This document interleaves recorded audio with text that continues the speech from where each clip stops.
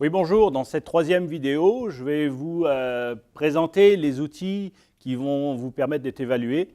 Puis ce sont des outils qui sont vraiment importants à consulter avant de me remettre le rapport. Alors premièrement, il y a la grille du rapport. Une première partie de la grille, c'est la présentation. On s'attendrait à ce que vous suiviez le guide des travaux, qui est dans Bibliocité, là, on en a parlé. Puis vous devez donc avoir une page titre, table des matières. Vous devez avoir une... C'est pas un travail cochon, il faut vraiment que ça soit structuré, qu'il y ait vraiment des blancs, des espaces un petit peu à droite à gauche, que ça soit vraiment des marges qui doivent être respectées, des interlignes aussi. Bon, en général, ça se passe très très bien. Le problème majeur que je rencontre des fois, c'est les grosseurs de caractères. Il y a des étudiants qui font du copier-coller et ils vont avoir par exemple du Times qu'ils ont dans leur texte, alors que le premier partie du texte était par exemple en Arial ou Calibri, bon, les fontes qu'on utilise couramment. Donc il peut y avoir des décalages visuellement, il faudrait que ça soit absolument le même type de caractère, la même police de caractère, la fonte, il faudrait que ça soit identique. Ensuite, on va avoir, bon, des fois la pagination est absente. Ce que je retrouve aussi, c'est que vraiment, des fois on met des photos, il n'y a pas les légendes. Il faudrait que vraiment il y ait des légendes sous chaque photo. Qui c'est qui a pris la photo, ça appartient à qui?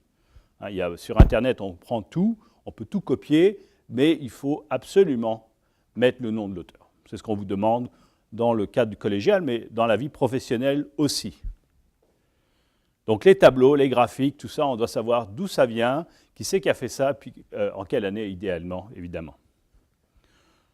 Ça, on met ça souvent à la fin en annexe, mais on peut les incorporer dans le rapport.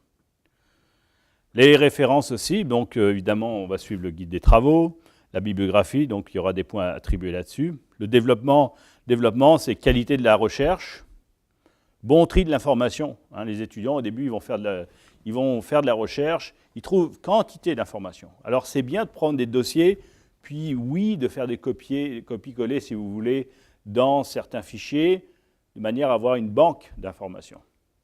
Puis de cette banque, on peut prendre de l'information et l'intégrer dans le rapport. Pour ne pas tout mettre dans le rapport et puis plus savoir où c'est qu'on en est à la fin.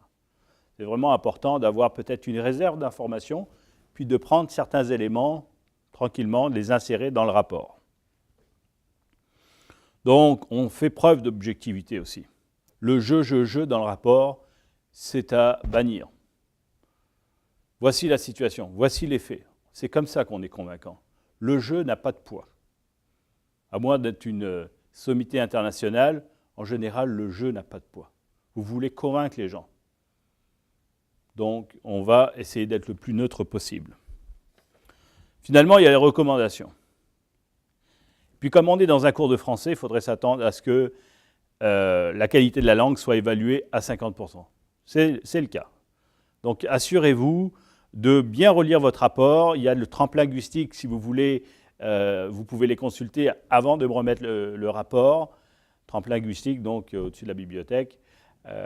C'est vraiment important d'avoir un travail de qualité avec le moins d'erreurs possible. Parce que même ça, là, je vais certainement en trouver. Donc, voilà. Ensuite, après avoir vu la grille du rapport, on va faire un autre exercice un petit peu plus tard dans le cours. Ça va être la présentation du rapport. Donc, vous me remettrez votre rapport. Je vais le corriger et je vais vous le remettre. Mais gardez des copies avec vous, de manière à vous préparer pour la présentation orale. La présentation orale, c'est 5 minutes maximum par étudiant, vu les classes qu'on a des fois. Ça, je le repréciserai, mais attendez-vous à peu près 5 minutes. Et ce qui serait bien, c'est que vous puissiez développer une petite présentation, PowerPoint par exemple, peut-être 5 diapos maximum. Ne faites pas 20 diapos, c'est trop. Faites-en pas 2, ce n'est pas suffisant. Alors, ici, dans la présentation orale, donc la présentation orale, généralement, c'est à la fin de la session. Vous allez expliquer pourquoi vous avez choisi votre sujet. Donc, encore une fois, ce n'est pas pour dire que j'ai choisi ce sujet parce qu'il fallait que je choisisse quelque chose. Non. On choisit un sujet parce qu'on a un attachement. On veut chercher quelque chose. On veut trouver de l'information. Ça, c'est 1%. Ensuite, quels sont les points que vous avez retenus? Vous avez travaillé sur un rapport pendant plusieurs semaines. Vous devriez être capable, soit vous avez retenu des points, soit vous voulez mentionner certains points. Il n'est pas possible d'arriver au tableau, sinon vous auriez 0, pour dire que vous n'avez rien retenu. On a perdu votre temps. On s'attend à ce que vous ayez du matériel à présenter à vos collègues. Ensuite, vous allez parler de la démarche. Comment vous avez procédé pour faire votre recherche. Donc là, c'est peut-être vous avez fait une interview. Il y a des étudiants qui, dans le cadre de la santé mentale, il y a des étudiants qui sont allés faire des interviews, aller écouter des personnes qui ont vécu des situations. Mais vous pouvez très bien aller à la bibliothèque. Il y a des personnes très compétentes qui sont là, qui vous attendent.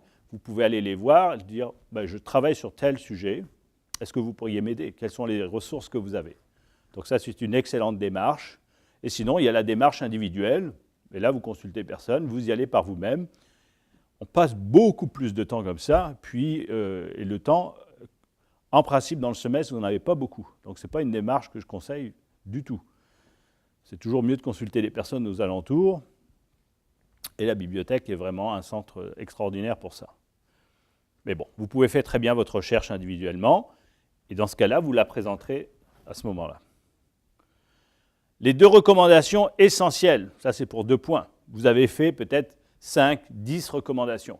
Parmi toutes ces recommandations, quelles sont les 2 principales, 2 que vous aimeriez transmettre à vos collègues? 2 conseils, si vous voulez. Et enfin, je donne 3% pour la qualité de la présentation, de manière à ce qu'on puisse avoir une présentation avec un certain débit, des personnes qui bougent un petit peu, qui sont actives, dynamiques, qui ont envie de transmettre du savoir, et puis que ce soit une présentation de qualité avec pas trop d'erreurs, je veux dire. On regarde les collègues, on essaie de chercher leur intérêt, les étudiants en salle de classe. Ces 2 éléments sont dans E-Cité, donc vous pouvez les consulter en tout temps, comme les vidéos que vous êtes en train d'écouter. Alors je vous remercie. Puis bonne chance pour votre rapport. Au plaisir de vous lire.